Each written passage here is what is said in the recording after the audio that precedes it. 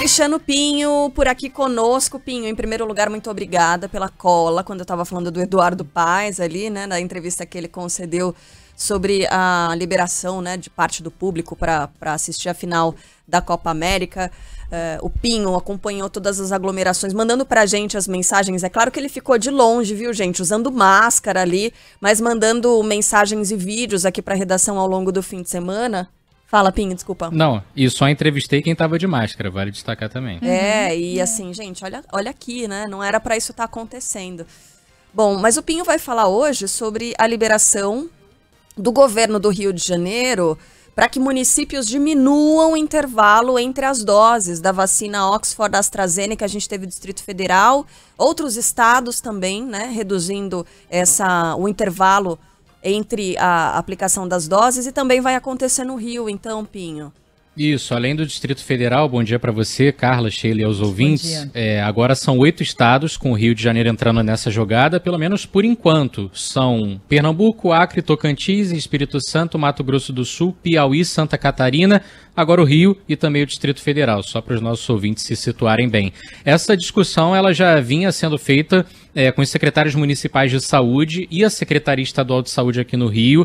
Era debatido justamente para poder acelerar a imunização completa dessas pessoas que já tomaram a primeira dose, no caso da AstraZeneca, porque é algo que está previsto na bula. Esse intervalo de apenas 8 semanas entre a aplicação da primeira e da segunda doses está previsto, só que até por uma questão de falta de vacina, a gente não contava com tantos lotes assim. A Fiocruz ela vem enfrentando problemas, a gente vai falar melhor sobre isso daqui a pouco, para receber o ingrediente farmacêutico ativo que é necessário para produzir o imunizante da AstraZeneca aqui no Brasil. Por conta dessas doses limitadas, o intervalo de 12 semanas ele foi adotado, que vem a ser o mesmo intervalo da Pfizer, por sinal. Só que agora, com os calendários sendo cada vez mais acelerados, os prefeitos conseguindo, conforme vem chegando mais vacina, adiantar as faixas etárias ou até expandir os públicos-alvo da campanha nacional de imunização contra a Covid, aqui o Rio de Janeiro, em comum acordo entre os secretários municipais do governo do estado, decidiu também aderir a essa redução de intervalo. Mas vai depender de cada prefeitura aceitar ou não. É aquele mesmo parâmetro que o Supremo Tribunal Federal definiu lá atrás, que os municípios têm autonomia para tomar suas decisões em combate à pandemia, também vale para a campanha de vacinação. Então, hoje a expectativa é que as primeiras cidades que decidam aderir ou não a essa antecipação já se pronunciem. A capital deve fazer isso daqui a pouquinho, tem uma agenda com o secretário municipal de saúde, Daniel Sorães, que a gente está acompanhando, começa já, e aí a gente vai atualizando ao longo do dia. Mas é algo que está previsto na bula, é uma opção que chegou a ser cogitada só para depois de toda a população estar com a primeira dose aplicada aqui no Rio, mas diante do comum acordo aí entre os secretários, principalmente capitaneado aí pelo secretário de Niterói, que era um grande defensor dessa redução. Agora a tendência é que as cidades aqui do Rio façam jus aí à autorização do governo do estado para reduzir esse intervalo da segunda dose. Pois é, ontem conversei com alguns médicos e basicamente todos eles falaram o seguinte: não tem certo e errado, porque o ideal é você vacinar todo mundo, né? A estratégia, por exemplo, de São Paulo e de outros estados é diferente dessa adotada agora pelo Rio, para municípios do Rio, liberando municípios do Rio e outros estados também, o próprio Distrito Federal, como a gente falou. A estratégia, no caso de São Paulo, é garantir o maior número de doses, da primeira dose, para o maior número de pessoas, né? Ainda que isso empurre mais a segunda dose. Então, que você garanta a primeira dose para um volume maior de pessoas. Por isso, no caso de São Paulo, não haverá, pelo menos não por enquanto, essa estratégia de encurtar o intervalo de tempo. É certo ou errado? Não tem certo e errado na análise dos infectologistas com quem eu conversei. São apenas estratégias diferentes. A gente não tem como saber hoje o que surte mais efeito. Você garantir uma primeira dose para o maior número de pessoas, ou garantir a imunização completa, ainda que de um grupo menor de pessoas. Vamos ver como vai caminhar isso no Rio de Janeiro, né? Como vai funcionar e como essas estratégias vão se comportar aqui de maneira diferente. De todo modo, o ideal é garantir vacinação para todo mundo. A gente não tem essa condição. E o ideal, né, Pinho, é o seguinte: prometeu segunda dose tem que ter, né? Também não pode acontecer isso, de prometer encurtar esse intervalo de tempo e chegar ali na hora H, no dia D, na hora H da segunda dose e não ter. precisa garantir, né, o volume de doses necessárias. Aqui no caso da capital, o Daniel Sorães, que é o secretário municipal, Sheila, ele até chegou a defender essa mesma estratégia que você citou de São Paulo, por exemplo, e só pretendia vacinar, reduzir, aliás, discutir a possibilidade de reduzir o intervalo depois que avançasse do público aí de 18 anos, já começando a chegar nos adolescentes. Só que como todos os municípios acabaram concordando nessas reuniões com o governo do estado, ele não quis ser o do contra, até porque a capital não exige comprovante de residência, então muita gente vem se vacinar aqui de outras cidades que estão com um calendário um pouco mais atrasado. O que também pesou um pouco para ele inicialmente não ser favorável à decisão é que alguns estudos mostram que a eficácia, quando você espera 12 semanas, é um pouco maior. Mas também não são números assim estratosféricos que justificariam você jogar esse plano por água abaixo, porque seria uma diferença muito grande. É relativamente maior, mas também não seria tão prejudicial. A oferta de vacina talvez seja realmente o principal problema. A gente ainda vive, com relação à Fiocruz, a necessidade de importar o ingrediente farmacêutico ativo, e a própria Fundação Oswaldo Cruz, que é a produtora da AstraZeneca aqui no Brasil, informou ontem que vai atrasar em mais ou menos um mês a entrega de mais ou menos 100 milhões de vacinas para o Ministério da Saúde, porque não recebeu o IFA da AstraZeneca, que faz esse meio de campo para trazer o insumo da China, por exemplo, que é a principal fornecedora.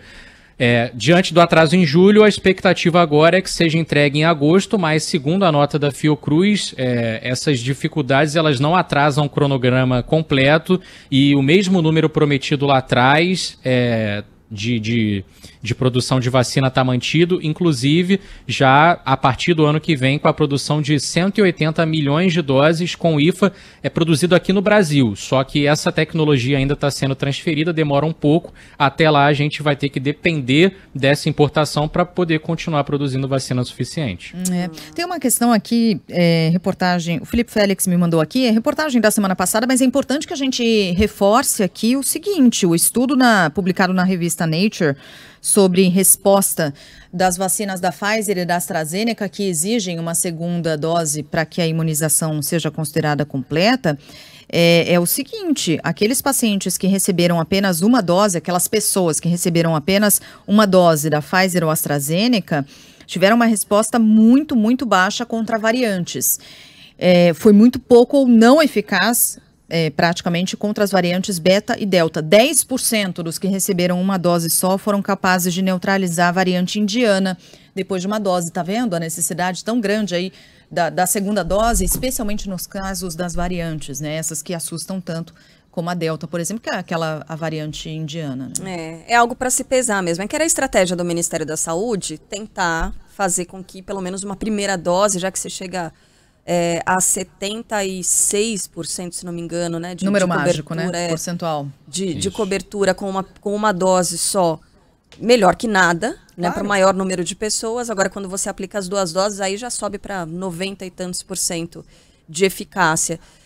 Talvez levando em consideração que a variante, ela não seja a cepa predominante nessa variante, não seja a cepa predominante no Brasil, talvez seja o caso de se seguir com essa estratégia. O ideal, né, Sheila, Pinho, seria seguir a bula, né, do que dizem os fabricantes. E a bula, ela traz um intervalo menor do que esse que a gente está observando no Brasil, né? É possível esse intervalo que está hoje sendo adotado aqui no Brasil, ele demonstra que sim, há eficácia na aplicação das vacinas, que ele sim vai evitar que as pessoas adoeçam, mas, como diz a Sheila, né, questão de estratégia. Tendo vacina, a gente tem que aplicar. A Sheila estava falando fora do ar aqui sobre o fato de São Paulo, por exemplo, estar priorizando, né, adolescentes. A gente já tem um calendário até para adolescentes que vão receber essas doses da vacina, enquanto que, por exemplo, a própria Sheila não vai ter recebido a segunda dose dela, enquanto